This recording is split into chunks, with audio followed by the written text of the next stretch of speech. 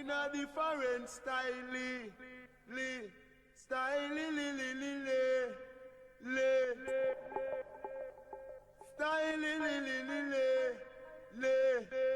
for you and for me.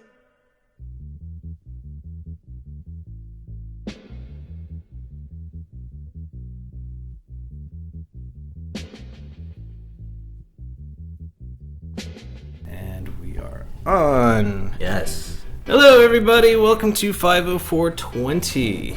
I am Magic Sam. I am Zekiel Parchment. Thank you for joining us. And thank you for, if this is not the first time listening and you've heard other episodes, super thank you for that. We didn't know you enough. And spread the word. Yes. If this is your first time listening to us, we are a New Orleans-based, cannabis-based podcast. We like to talk about issues around cannabis, whether it's political, whether it's personal, whether it's just in general. Admittedly, a lot of times we're just going to ramble. Yep. Because we do like to partake whilst we talk with you. Because at the end of the day, what we're trying to do is give a podcast where it's sort of like we're all hanging out together having a toke. Yes. And, so sometimes it can kind of venture in here, depending on what's on our mind on a given day or anything like that. We have totally gone all over the place. We're so non-linear, which I love. I totally love that. And I'm totally. That's awesome. Right, well, as we try to do when we can, we would like to talk about first. We'll open up with what strain we are using, or partaking in today. And today we have an old favorite of a lot of people I know. It's called Blue Dream. And Blue Dream is indeed a popular strain for a lot of folks, and part of it I think is just availability. Well, it seems to be of all the good kind strains that kind of roll through here. Blue Dream is definitely one that I see a lot. Is there I wonder if you could track the strain from kind of like a hurricane maps, the sort of spaghetti, the spaghetti charts and stuff like that. Blue Dream goes this way and OG Kush goes that way. Well, right here I have pulled up on good old Leafly a little bit of info about Blue Dream for everybody out there. Blue Dream is a sativa dominant hybrid originating in California, and that's where a lot of buds seem to come from the West Coast. It has achieved legendary status amongst West Coast strains. No kidding. It's a cross of a strain called Blueberry Indica, and then it is also crossed with a strain called Sativa Haze. So it's a hybrid. It is a hybrid, although it does say that it is sativa dominant. And you know how that could be. Right. That sometimes gotta get hyper. Right. Blue Dream balances full body relaxation with gentle cerebral invigoration. Ooh. Novice and veteran consumers alike enjoy the level of effects of Blue Dream, which ease you gently into a calm euphoria. Some Blue Dream phenotypes express more indica-like look and feel, but the sativa-leaning variety remains the most prevalent. It has a sweet berry aroma, part of its blueberry parent. It delivers swift relief without heavy sedative effects. It's a popular daytime medicine. It's often used for treating pain, depression, nausea, and other ailments that call for a high THC strain. Its effects are most dominant with being happy, relaxed, followed by euphoric, uplifted, and creative. And so there's a ton of more info. It gets into the yields and all that kind of stuff. But until I'm an actual farmer one day for that kind of stuff, a horticulturalist. Right. Yeah. So this week we got Blue Dream, folks. Wonderful. What vehicle do you want to drive with? So right now I got the. We did do it the last time. I got the Genius Pipe. I got. That's my foot. Oh, that's your foot. I was like, is that my dog again? No, that is the rubber of my soul rubbing against the part of this chair. Yes. So you want to use the Genius Pipe again? Whichever. I mean, I say whatever you're feeling is cool with me. Well, it's right in front of me, so let's just do a little bit, and then we can. switch off. And once we get everything up and running, folks, you can check our things like Instagram and Twitter to see some of the stuff we're talking about. Since it's a podcast, we don't exactly have visual aids live, and neither should we right at this point, because right now it's not very legal where we are. No, it is still illegal where we are, and that's just something that we deal with.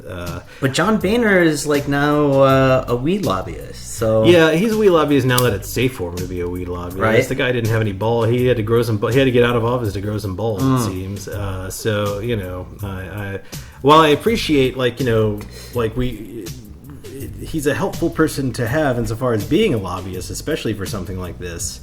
I'm only going to give him so much credit, right? Because for all those years, he could have been way more effective right there at the level of doing it. Yeah. He wasn't. Well, he was following the other green, which is greedy, and that's money.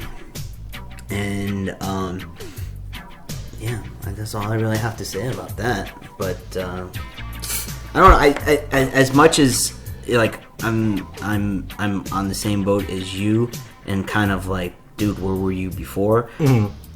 At least, it's moving in the right direction or the left direction, if you want to. I think turning cannabis legalization into a left-right issue is a function of our times and the divisive nature of our political discourse in the country at the moment. I think it's one of those things that, if you look at polling, generally it seems to be sort of everybody kind of agrees on this, except for the old fogies or whatever or the misinformed or the willfully misinformed. Right. There are those who are well paid to have a different opinion sometimes. Right.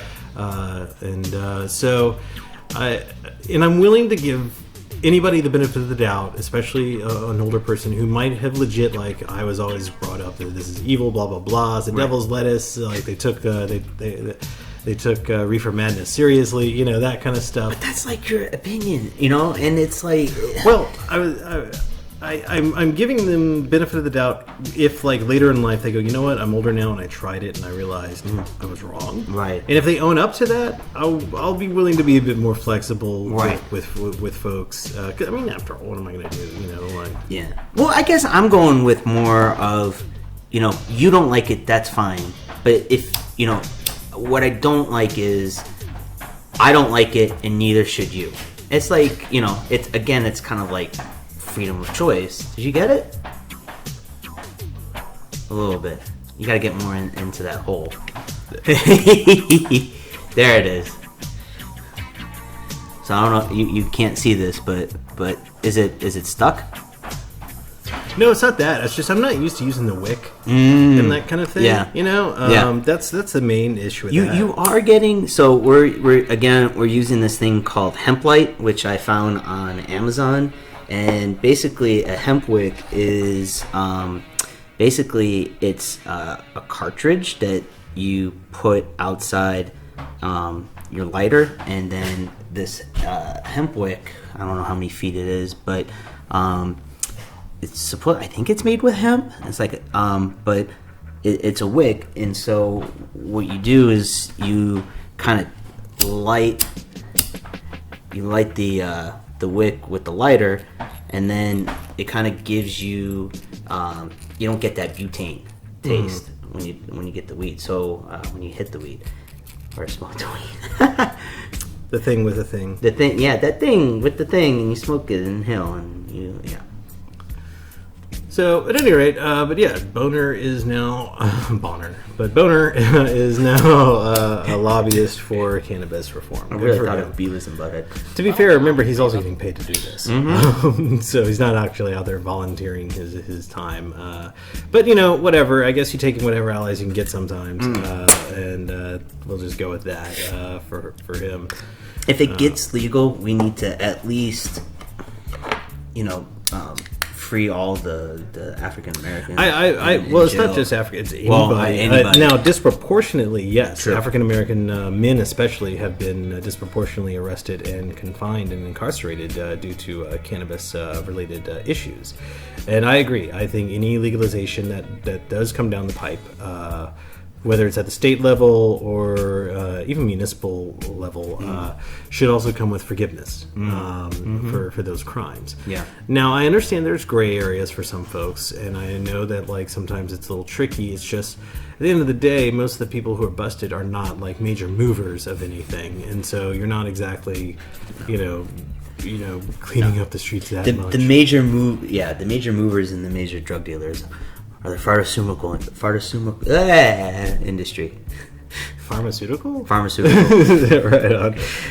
Blue Dream, folks. Yes. Yes, indeed. Yes. Blue Dream is often considered a very fast-acting one, by the by.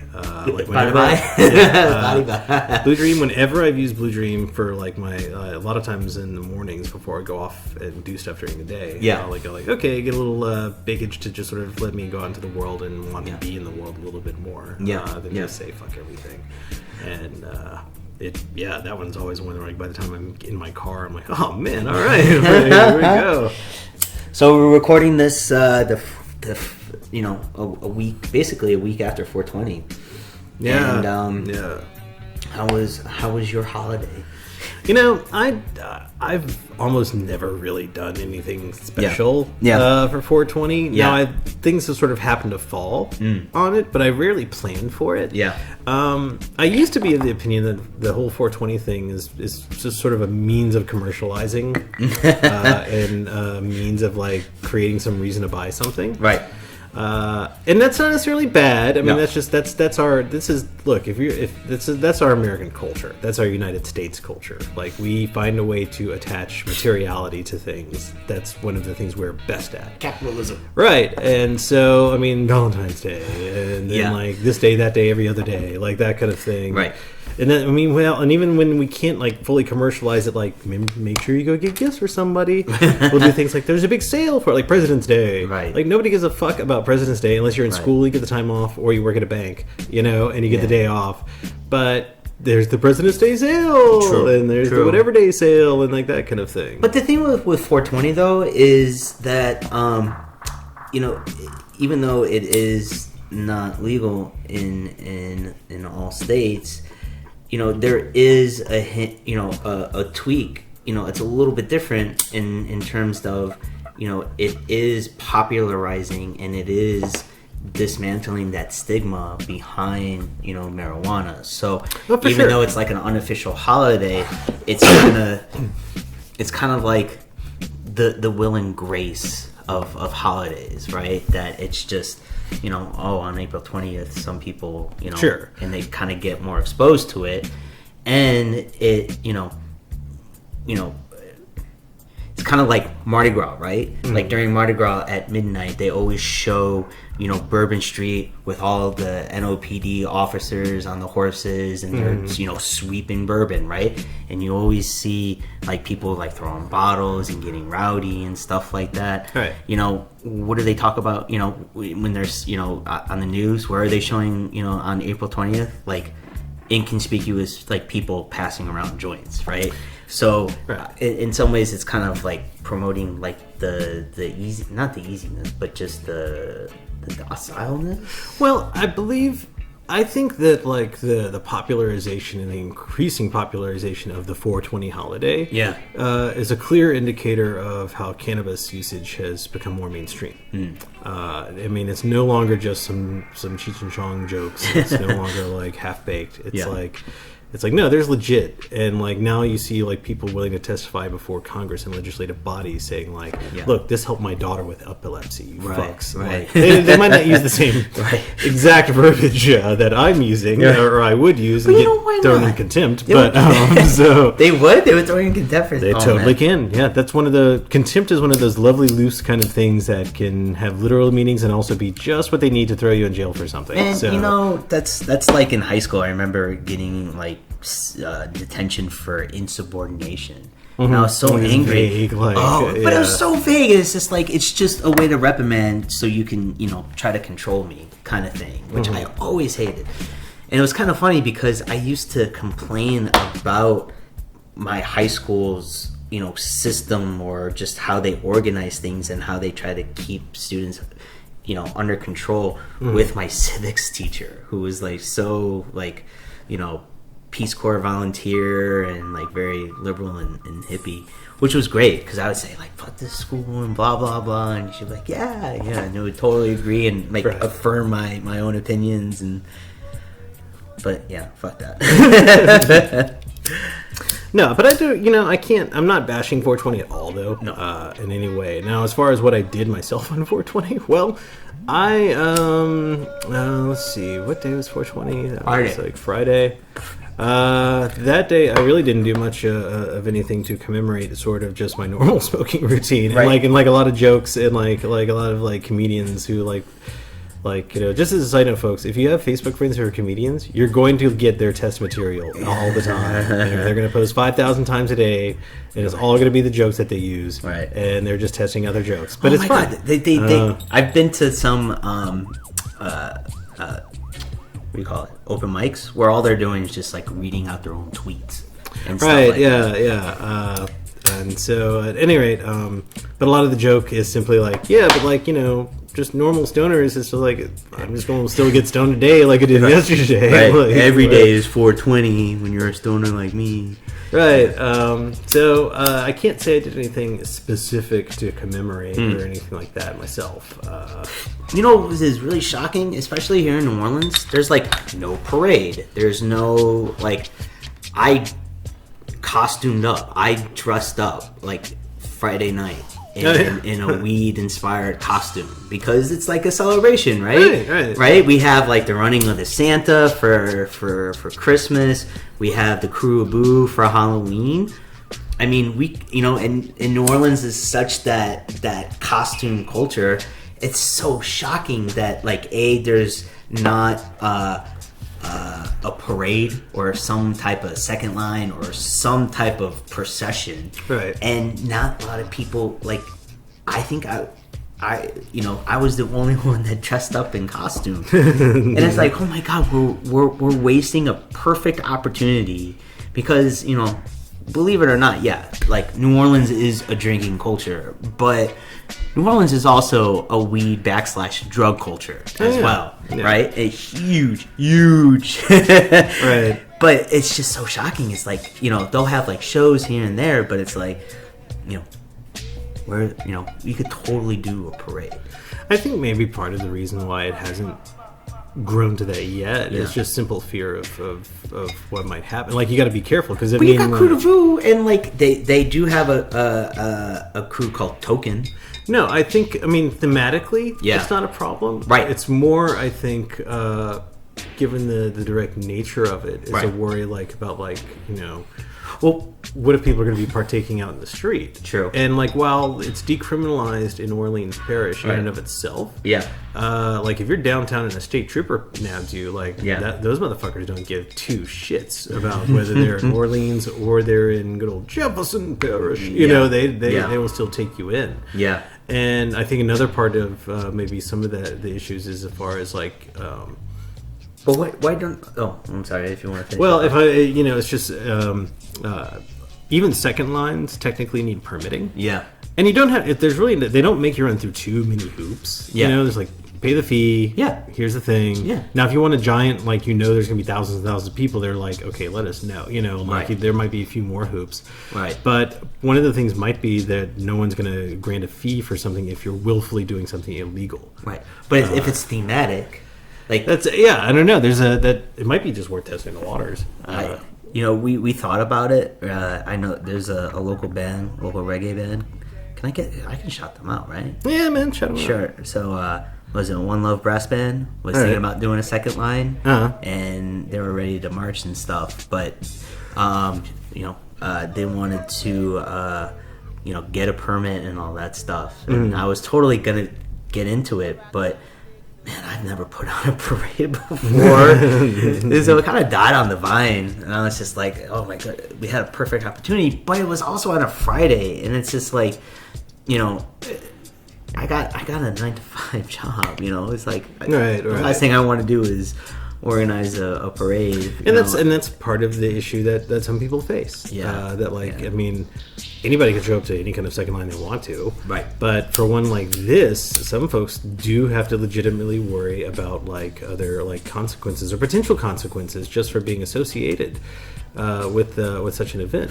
And that's a side effect of the legal status of cannabis as it is right now. It's kind of funny. It's like, but you can tell. It's kind of like gaydar in some ways. Like, you know, you could tell. Like, not meaning like that, but like you come across some people, right? And you can. Oh, are they down? Do they smoke? You or do they not kind of smoke? tell like they're kind of down, right? Like, what was it back? Like history wise, like if you were friends with Dorothy, that was like code for. Oh yeah, that's still. I think that's right. still used sometimes. I think I'm not for the record, folks. I am cis and hetero, and so I really can't like say for sure. Right.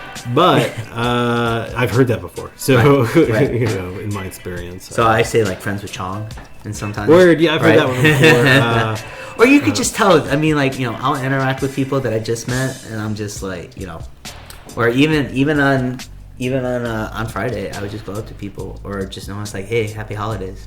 I've been surprised many times by folks. Like, I generally, the way I try to pin it, unless I see somebody like straight up like token away, or like Right. like, you know, like I've had a neighbor that I walk by him, like I smell it, and I'm like, hey, like, you want a hit? I'm like, okay, you know, right, yeah. like that's a pretty instant tell, but I try to just sort of gauge it like personality, like upon like first meeting, first whatever, that kind of stuff. Yeah. Whereas like you know, it's not so much like do they smoke or not. It's more like are they cool with it or not. Right. And because I've been surprised by how many people I've met over the years who like I would have you think, oh yeah, totally, you must be totally down. Like, no, I don't like to smoke it, or for whatever reason they don't. Right. But they're cool with it. Yeah. You know, that's the thing. Like, you know, so I've been more surprised by the times where it's like, no, it's fine by me. I just no thanks. I'm like, okay, you sure? And I was like, yeah, that's cool. But they're cool with it. Yeah. I've been thankful. I'm thankfully not been in too many situations where somebody who was like offended or like thrown off. Yeah. Although there have been two separate occasions in my life now where if I didn't straight up offer to share with, I indicated to share with cops. Out of uniform in a social setting. You didn't know at the time. Yeah, but I didn't know they were a police officer of any shape or form. Yeah. And it, thankfully in both cases, like given the circumstances and the settings we were in, I would have never said anything if I thought. Yeah. It would have been an issue. Most cops are cool with it. Like I have a good friend who is a police officer in the city, and like he totally knows that, you know, I smoke and all that stuff. Mm-hmm. And, you know, I just don't do it in front of him, except one time we were gonna go out for lunch and I totally like, you know, smoked up before meeting him, got into his car. Right. I didn't have any on me, but he's just like, dude, did you just totally make smoke for it? I was just like, nope, can't tell you, I don't know. Right. He was kind of mildly pissed, but it was just like kind of, I think he appreciates me pushing the envelope a little bit, you know.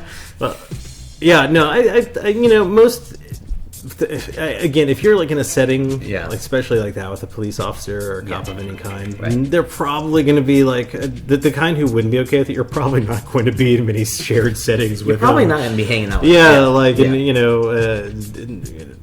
Or you would be in a place where it'd probably be like I'd go like, you know, it might not be the best idea right here. Like maybe like we go over there, be more discreet, and come back over here, you know, or something. But I'm usually like I've been in like public places, not like at a library or like, but like music festivals and stuff like that. Yeah. I would be more shocked if there wasn't going on in a music festival. You know, that's many people's first time stories stem from concerts and music festivals. I got contact when I was like a young kid. Yep. Smell this smell. What is that smell? That's the first time I ever smelled it. Yeah. Ever really, like, I had no idea. I was just like, what is that? You know, all I knew was something weird was burning. And then, like, my mom was like, oh, that, you know, that's just, that's weed. That's marijuana. It's like, oh, really? Oh, my God. Like, and she's like, it's okay. Don't worry about it. You know. My neighbors, they have, like, junior high school kids. Well, they're not neighbors anymore. But they always would knock on my door, borrow tools and stuff. Like, they were great kids, right? Yeah. And, like, I was a camp counselor growing up. So, I mean, yeah. And you know, love having them around. They're really super cool, really nice to me, and they're also the neighborhood watch too. You know? Really? Yeah, right on. But I totally like smoked up in the house, and they knock on my door. Yeah, and they totally like they were asking me to borrow like tools with their bike. And after I gave it, you know, before I closed the door, one of the kids goes, "It smells like my mom's house in here." I was like, "Yeah, I know your mom smokes weed." Yeah, there's a certain adjustment you have to do. Oh my goodness, you spilled all I'm over. I'm packing a small glass my piece, goodness. and I spilled green. And all over the it's place. in a grooved you know, you just placemat. gently rub to get it over to like. This sounds totally not like out of context. This sounds weird. So I spilled some of this cleaned weed out of the grinder onto like this placemat, right, y'all? And it has all these grooves, it's like woven. Right. So I'm Bed Bath now & Beyond. like trying to Coupons never expire. to get this like kind of together. All right, I think I salvaged everything. Yeah, you did. It wasn't that much to begin with, y'all. No, but, I'm embellishing. I'm facetious. Bed Bath & Beyond's a fun place to go when you're stoned, by the way. Dude, it's hard. I mean, dude, yeah. That and Williams Sonoma. I mean, do you cook? I mean, I love I cooking. do like cooking, yes. You know, smoke that. I mean, you know, like all these tourists will come up to you and be like, "Dude, what's your favorite restaurant? Where's the best place to eat?" And I'm just like, "My house." Like, right. I don't eat out. Yeah, like I've See, it's a little bit different, right? Yeah. So we're smoking out of glass the piece. glass piece and not the genius pipe, and so it's a little bit harsher, like, right? Yeah. You gotta be careful a bit with it. I mean, I've become spoiled on like my own hamburgers. Like I like, you know, I've eat some burger at some other place, and it doesn't mean I'm not gonna like it. Like if I, you know, like this place has a good burger. You're right, it does. But at the end of the day, I'm always like, but it's not mine. Like, you know, it didn't. This ain't the same, you know. And I got a deli slicer. Like, I love turkey sandwiches with lettuce, onion, tomato, and cheese with mayonnaise, but I cut up a whole avocado and mix it up in mayonnaise, like for a spread. And instead of bread, I use tortillas, right? So I heat up the tortillas and just kind of make like a couple turkey roll-up sandwiches for dinner, or, you know, turkey tacos and stuff. right, yeah. But I got to the point where I was like buying so much deli meat, and I was just like, "Fuck this! This is like so much like salt and nitrates and stuff like that." So I bought myself, You got yourself a not a commercial slicer, not like one of those grocery, you know, ones at the grocery store. It's just I'll show you one. But just like, I mean, it's all metal. It's like the home version, right? Right. So I'll roast my own chicken breast and just get on the slicer. Oh, and, word, and right on, just yeah. cut it thin and everything. Oh, it's so good, so good. But yeah, what were we talking about? Blue Dream, I love it. Okay, so the last time we recorded, we were going to talk about love life. Yeah, well, I was gonna segue from talking about Oh. telling if somebody knew, like, are they down, are they not down? Yeah. Into like, and how this now flips into a different realm though when it talks about you getting in the world of dating, trying to pair up with somebody. Yeah. Now, yeah, so like Every person, I mean, all right, like every woman, because I mean, all right, we won't get into that, but not like in a bad way. I don't even know what we're getting into. I don't know what. No, it's like every woman that I've dated, like so every woman that I've ever dated, has always told me, you know, they don't smoke themselves, but it's okay that I do. Okay. And it never turns out that way. Every woman? Every woman. You never, not a one has been like, no, I'm down, let me have some of that or something like. I've never dated a fellow toker. Really? Yes. That's insane. It is so sad. That seems like crazy in this day and age.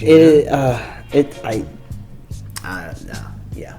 I mean, And then most of them are not drinkers, but when they do, they get like super, like, you know, alcoholic, like, not just mean, like they just take like the the soul of their fathers, like the drunk father kind of. Really? Yeah, I think most of the women I've dated have had alcoholic like fathers.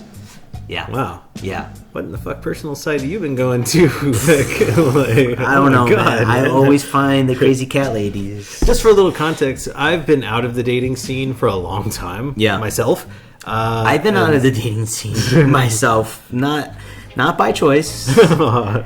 But yeah, oh poor me. It's okay, man. Like you're it's. There's sometimes when I just want to be like, I'm a catch, damn it. Like, god damn it. Like I don't know. You don't have to do that. Just be yourself. But see, that's the thing. It's like you have to like find the balance between being yourself and not being an asshole, or being like you have to being yourself and like appeasing to other people so they like you, right?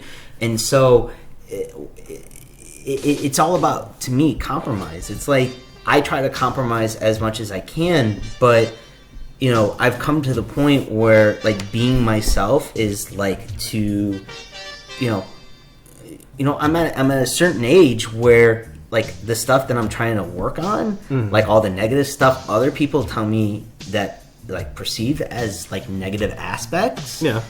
It's like I can think back to like almost like junior high where that kind of stemmed, and it's like, yeah, I've known about these things so long, right, that like, yeah, like it's always been there, and I've come to the point where I'm just like, okay, I'm just gonna accept it. Like, yeah, I'm maybe too forward, but that's who I am. Maybe I'm too aggressive, but that's who I am. I've always been that way. Mm-hmm. I can see examples of those qualities like way back when, like, and it's like, this is it, and I'm comfortable with myself. Yeah. It's just like, hey.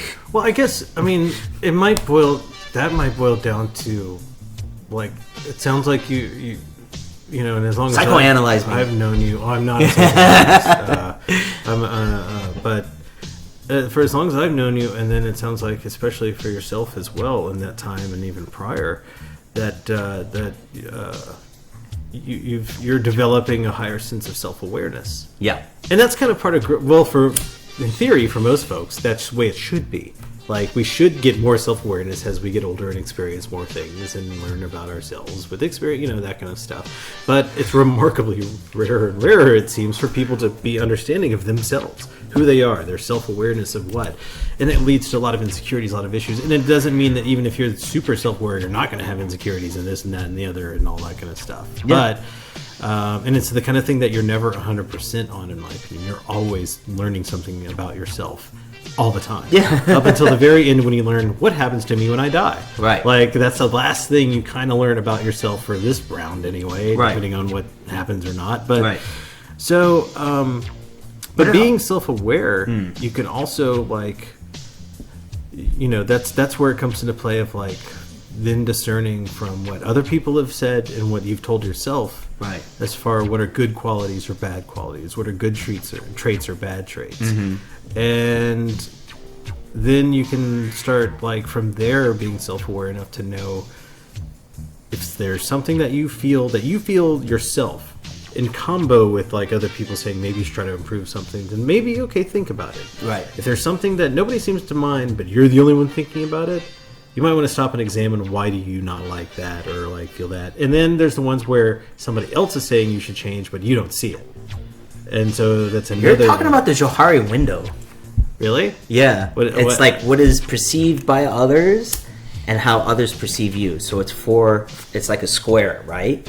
And so you and others, right? And so what you understand, like what you see in yourself and what others see in you, that's open, right?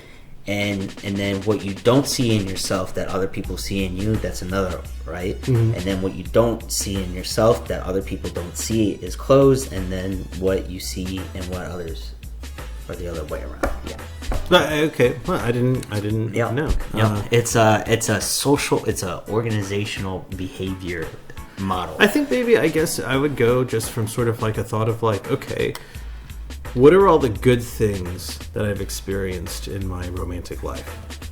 Regardless of who the partner was at the time, now who the partner was, of course, is the A1 key ingredient for a lot of that. But just sort of in general, you know what?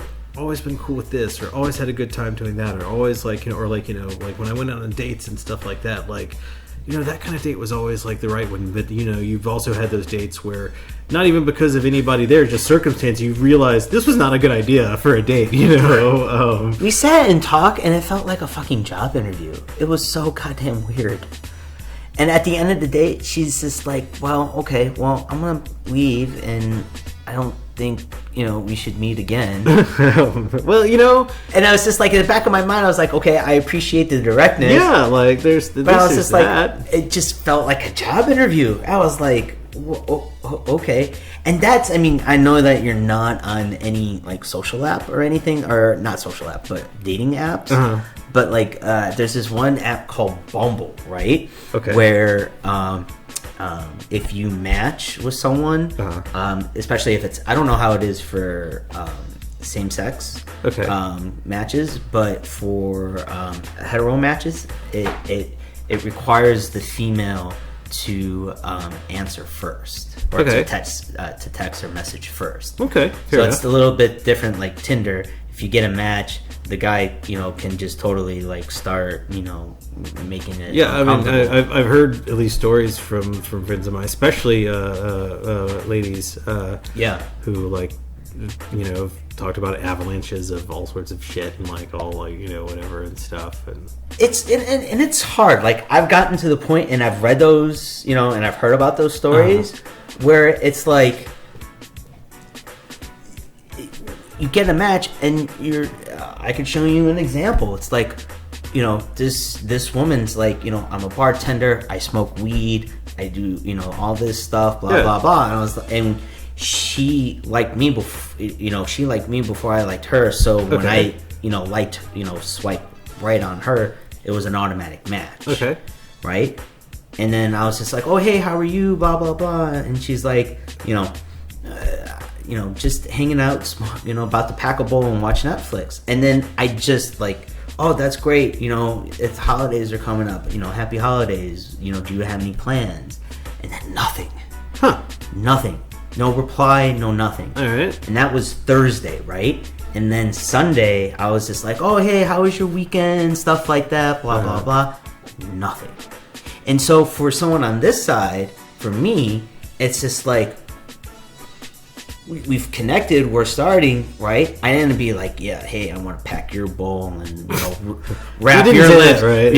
Wrap your lips around. You didn't really say that? No, I didn't. No, okay, you did not say. Okay, no, right. but it's just trying to start something, right? Let's have a conversation or something. Sure. And for I always hated ghosting. I hated that thing because for someone like me, it's what the fuck did I do? Mm-hmm. What?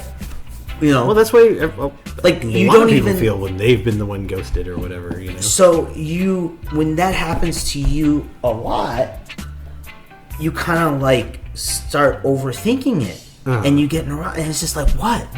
It's not like I'm playing by the rules on how why am I not getting a response? It's just I don't think I said something off-putting, or instead of not replying, just unmatch with me or something. It's when you don't get a response, it makes it really it doesn't. Yeah, it hurts your feelings. Yeah, it hurts your feelings, and when you don't get a reaction,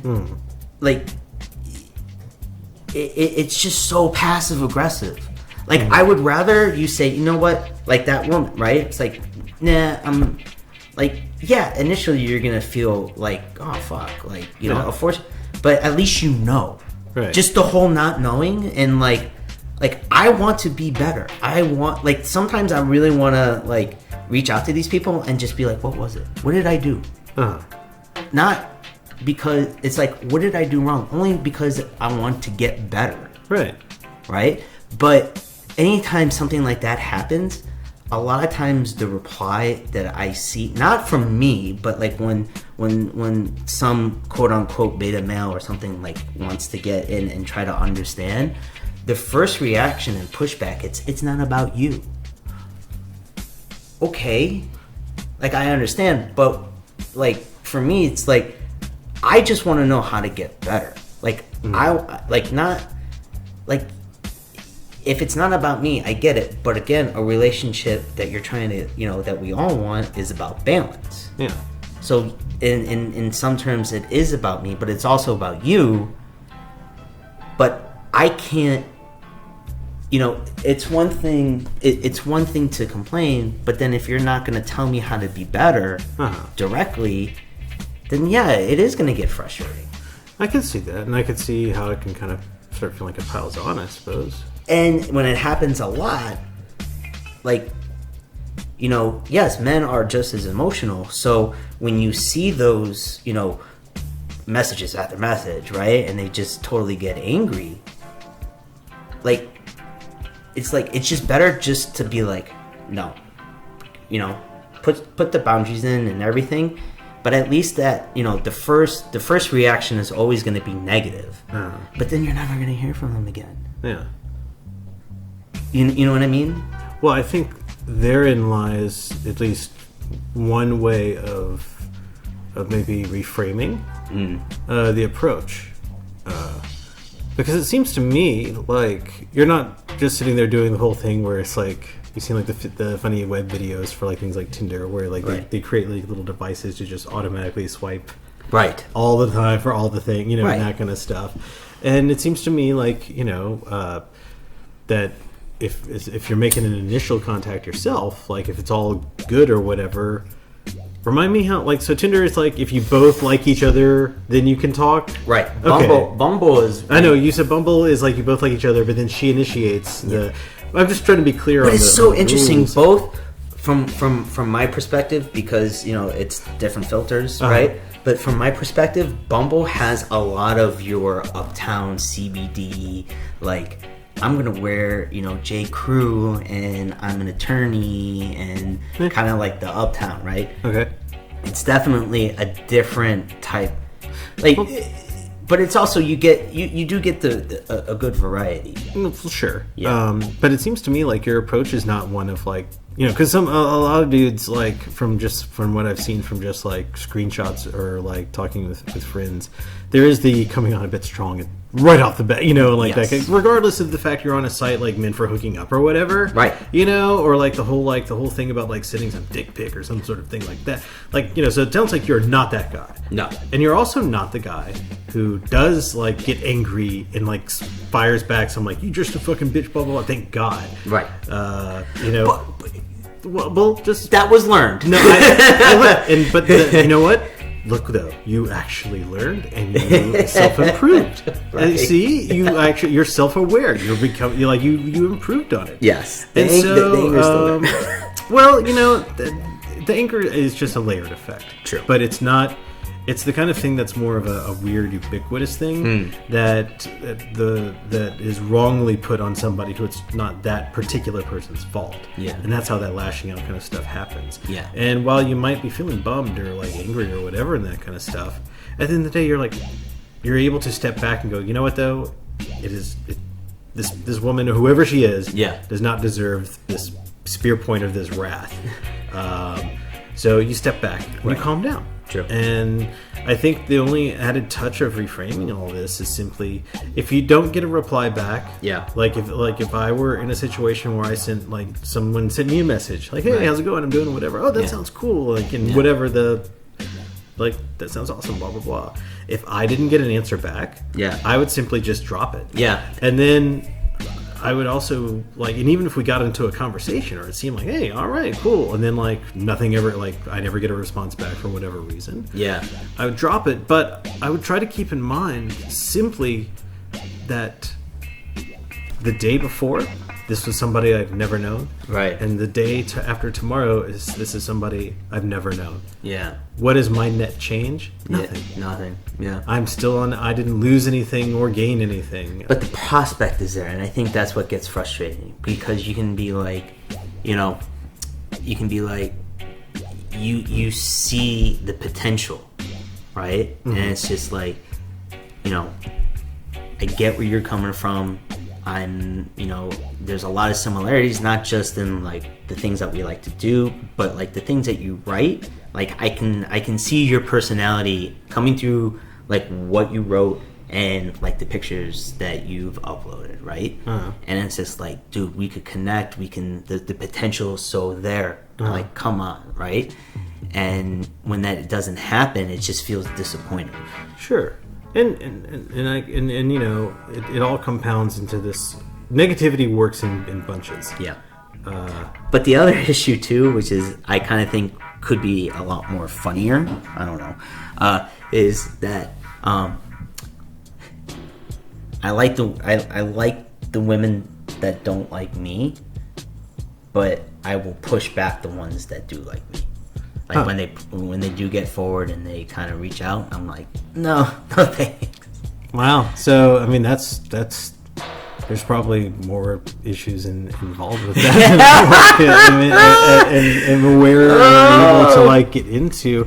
But I do think though that moving forward. I mean, if nothing else though, I guess it sounds to me, man, like you are still self-improving, and you're still not a bad guy. Don't and you're get me not wrong. that bad, like Don't get me wrong. motherfucker type. I love my I've been. I'm an only child. The only time I ever had a roommate in my entire life was freshman year of college. So I enjoy my solitude. Like I know how to keep myself like busy. I know how to entertain myself and all that stuff. Sure.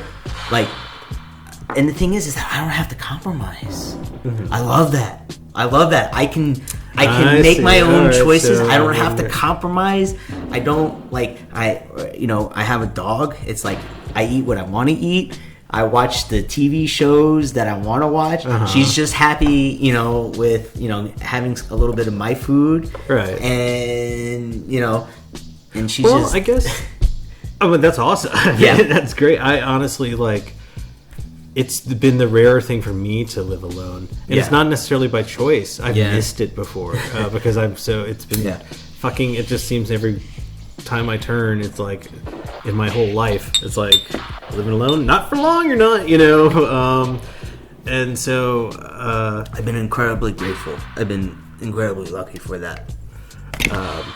I guess maybe a thought would be are you looking for? I guess it boils down to kind of what you're looking for. Are you looking for meaningful relationship stuff? Or are you wanting a casual friend? Or are you just wanting one? I want a meaningful relationship. I mean, I'm not. This year's this year at Kudavu Ball, this girl was totally wanted to make out and everything. And it was just it just met you 5 minutes. I know it's your birthday. And it's just but it's this combination of I want to have a deep, meaningful connection with someone. I just don't, I don't want meaningless physical connections that, I mean, yeah. So you're not looking for just a hookup? I'm not looking for just a hookup, but I want to be connected with someone who's fiercely independent as I am. But I've always been in relationships, and it's just a pattern where if I'm into you and we're into each other, it's just intense really quick. And then we're just with each other all the time, right? And then it comes to the point where it's do you just want to sit, hang out, and watch TV? Or there's this parade, when I was living in Lower Garden, right? And they were living, past, where, even past Battery, right? Okay. I don't want to say the actual city. I get it. One of the, My dog just farted. She's classy and gassy. Wonder Dog just classy and gassy made her contribution. Anyways, it was just like we can hang out and watch TV, or we can drive an hour back to my place, and we can watch. When I first got here, we could watch this St. Patty's Day, and hang out in the crowd and stuff like that. And she was, and it's just one of those things where, like, I wish I could just be like, you know what, I'm gonna leave. I'm gonna go hang out. And I just always felt bad. I get it. It's a tricky thing because especially if you're attracted to, like, I guess similarly independent-minded or less string-attached type folks, right? Or less clingy folks, they tend to also have similarly independent, like, mindsets, attitudes, and traits. And I just have to be more be more direct with my communication.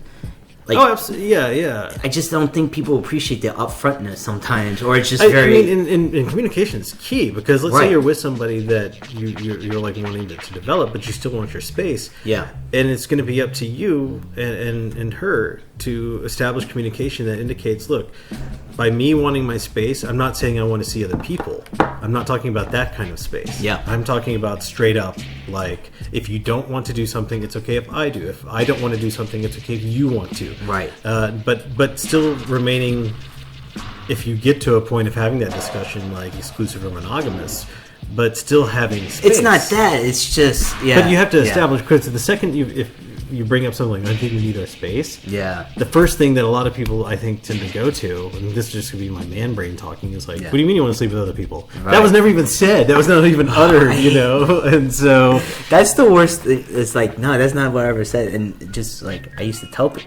people, and I still do, and I have to pre-apologize. It's a very Japanese thing. Shiteshimasu, right? It's like, I'm sorry if, it's basically the Japanese version, I'm sorry if I offend you, right? It's just like, I'm pre-apologizing. It's like, right? I get it. I'm pre-apologizing. Like, no disrespect, but not like how we say it here. But I tell people all the time, it's just like, oh man, you look tired. Right? Okay. And it's just like, no, you look physically tired. Like, it looks like you didn't get a lot of sleep. And it's coming from a place where I think it's like, I'm really concerned. Like, you look tired. But what they hear, God, you look fucking ugly. And I get that all the time. And I had to catch myself. It's like, no, dude, you look tired. Like, are you feeling okay? But what they hear is like, you look tired. Like, bags on your eyes. Like, you just look complete.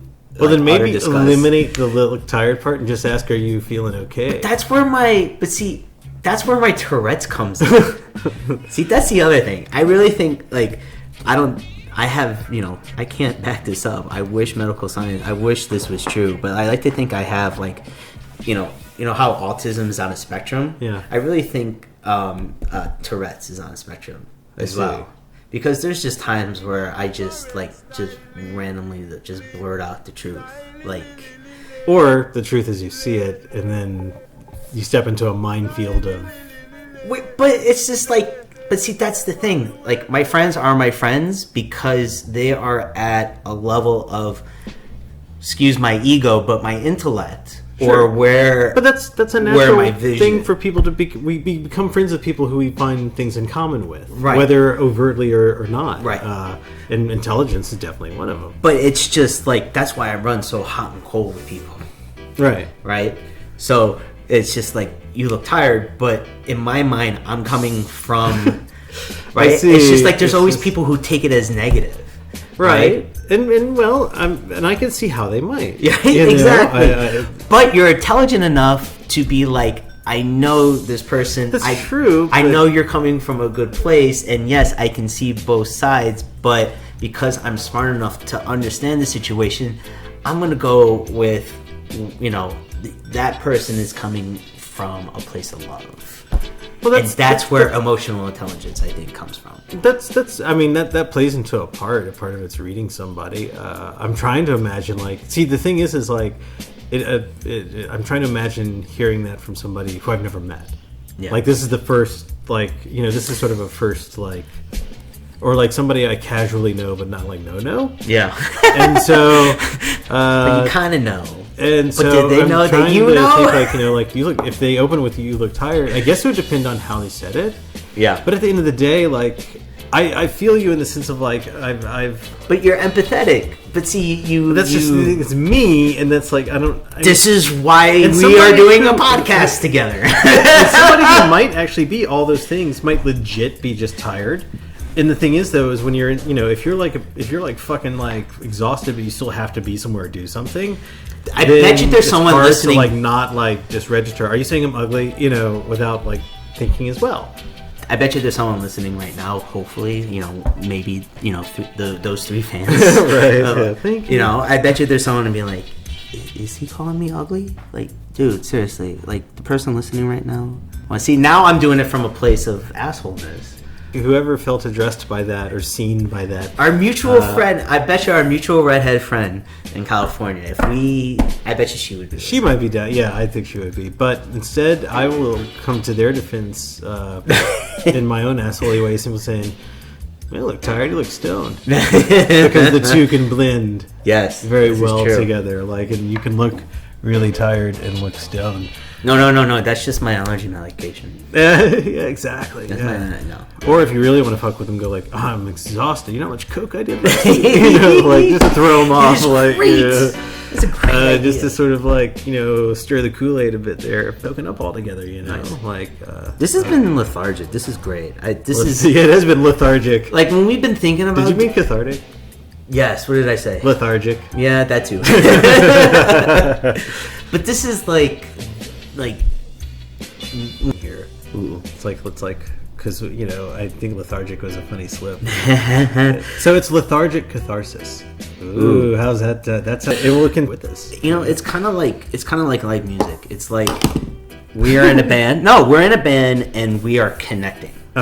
Right? Like we communicate through weed, they communicate through music, right? Right. And the listeners are the audience, right? So you always think of that one band or that one time you were at that show, right? You always remember those moments, right? Sure. It's because the band themselves is connected and the audience is connected to, they're all on the same wavelength. Right. Okay. And, you know, yeah. I hope we are connecting with you. And you're feeling our vibe. Yeah, and make sure you connect with us. That's right. But you can write to us at 504Twenty@gmail.com. And that is 504, the words, FIVEOHFOUR. Oh. The number 20 at gmail.com. And you could write us and give us a shout out. We also love pictures of like whatever particular strain you're digging, or like if you got a cool piece or something like check out this thing, man. Or like if you have a recommendation for us to try something, you know. I want to see if maybe someone has a weed inspired costume. Oh, that's a good one. Yeah, piece. there has to be. You know, so you would just. I can't share mine, but yeah. Yeah, so we'll get into all that kind of stuff, and then once we get the Twitter and Instagram up going, then we'll be like, hey y'all, like check it out. Like let's we can get into this. It's cool. Maybe we should just go old school and do like a email list. Email list. Yeah, I know. Go retro. Go to our MySpace page. No, anyway. Is MySpace still a thing? I think so. Oh wow, it's still up. Yeah. That's fucked up. Anyway, it's okay. It's tied to my Lycos email account. Oh shit! Go to our new GeoCities website. Anyway, well, excuse me, princess. With the rusty hamsters. Yeah. Anyway, well, thank y'all for joining us. Yes. As always, we love you. We hope you've toked up with us. Word. And you know, be on the lookout for more. If you like us, please subscribe. Help spread the word. Let everybody know. Hey, check these dudes out. They're fun to toke up with. And give us a shout sometime. In the meantime, I'm Magic Sam. I'm Zekiel Parchment. And Wonder Dog, the farter. Coming out of New Orleans. We wish you all a good evening. You got digits, baby. Yeah, what a surprise. What's wrong? So we talking to the beautiful brunette baby. She didn't like me, okay? I'm a fool of myself. Baby, don't talk that way. You're so money and you don't even know it. That's why I keep trying to tell you. So Could you not mess with me right now? Baby, we're not messing. We're not. what you are? You're like a big bear with claws and with fangs, Big man. fucking teeth, Yeah, man. fucking teeth on you. She's just like this little bunny who's just kind of cowering in the corner. Shimmering. Yeah, man, just kind of, you know, you got these claws and you're staring at these claws, man. You're thinking to yourself with these claws, you're thinking, now how am I supposed to kill this bunny? And you're How am I poking supposed at it, to man. kill You're this bunny? poking at Yeah, it. you're not hurting it. You're just kind of gently batting the bunny around. You know what I mean? And the bunny's scared, Mike. The bunny's scared of you. And you got these shivering. fucking claws You got these and fucking fangs, claws and these man. fangs, man. And you're looking at your claws and you're looking at your fangs. And you're thinking to yourself, I don't know what to do, man. I don't know how to kill the bunny. With this, you don't know how to kill the bunny. Do you know what I mean? You're like a big bear, man. So you're not just like fucking. No, I'm not fucking with Honestly. you. Mike, I'm telling you, your money. You're so fucking money. All right, I want you to go over to that girl. I want you to get those digits. Your money. Come here a second. Listen. Look it. When you go up to talk to her, man, I don't want you to be the guy in the PG-13 movie everyone's really hoping makes it happen. I want you to be like the guy in the rated R movie, you know? The guy you're not sure whether or not you like yet. You're not sure he's coming from, okay? You're a bad man. You're a bad man. You're a bad man. Bad man.